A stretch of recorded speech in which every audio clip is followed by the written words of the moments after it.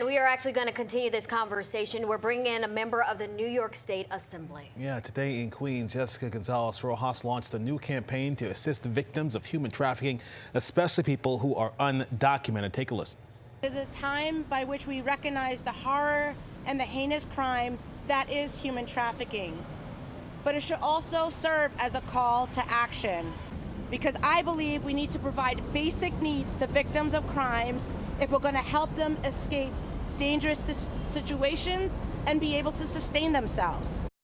So that was this morning in Queens. He's Assembly member joining us now in studio to kind of give us some more insights here. Thanks so much for being with us, first of all. Thanks so much for having me. All right, so let's just get into terminology here, because there's sex trafficking and human trafficking. Those are not the same thing, or they're tied. Explain that. Well, human trafficking is a writ large term, but it can come in a few different ways. It could be domestic trafficking for domestic servitude. It could be sex trafficking for in the sex trades, or it could be agricultural as well. So those are the different areas, but it's all under the umbrella of human trafficking. Okay, so what tips would you have for people to be able to identify if sex trafficking is happening either in person or maybe even online?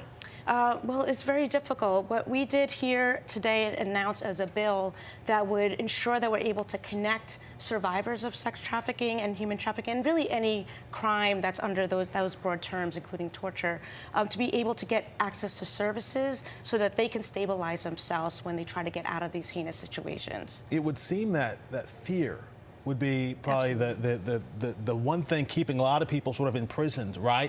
They're afraid of getting out because they're afraid of what might happen to them. What's your message to someone who maybe is stuck in that situation? Yeah, trafficking happens by coercion, by fraud, and by situations where people are trapped. And often their ID is taken away, they're cut off from any other resources. So the message is that New York State is here to fight for you.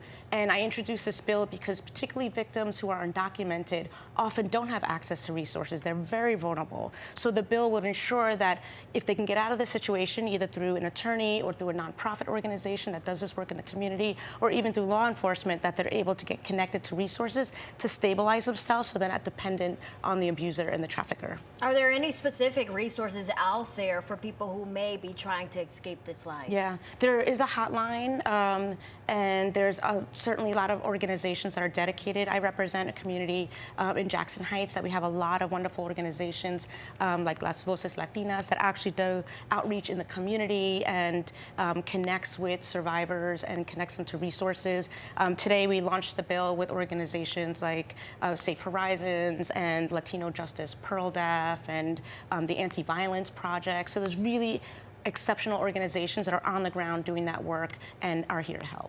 All right, Assembly member Jessica González-Rojas, thanks so much for being with us today and giving us really an explainer of what's really happening behind the scenes here. And for more resources and ways you can help get more information, go to pick7.com/resources.